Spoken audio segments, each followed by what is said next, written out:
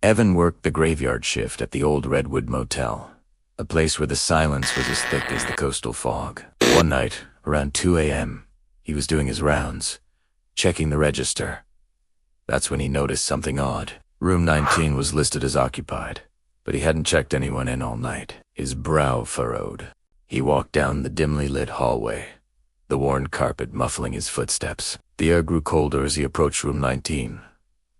He raised his hand and knocked, the sound echoing unnaturally. "Housekeeping," he called out, a standard line. There was no answer. He knocked again, a little louder this time. To his surprise, the door wasn't fully latched. It creaked open on its own, revealing a dark, silent room. The room looked standard, almost untouched, but a single, old-fashioned suitcase sat squarely in the middle of the perfectly made bed. As his gaze drifted toward the bathroom, a shadow flickered in his peripheral vision, just inside the doorway. "Sir, is everything all right in here?" Ika yelled out, his voice steady but his heart beginning to pound.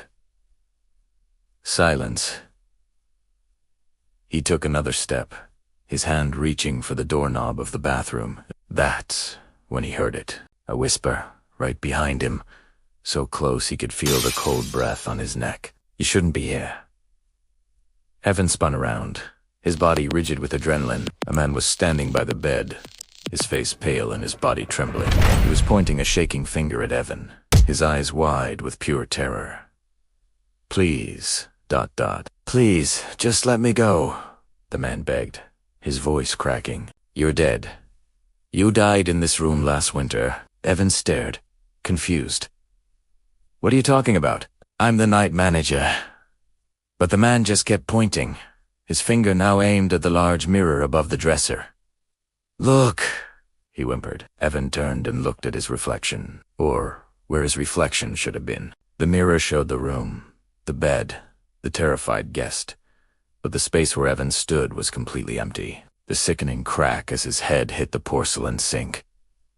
The world fading to black. It all happened right here, in this very room, last winter. He turned back to the guest, his ghostly form flickering. "I'm not trying to scare you," he said, his voice now a sorrowful echo, but it was no use. The living always fear the dead, and Evan, the night manager, was the true resident of room 19.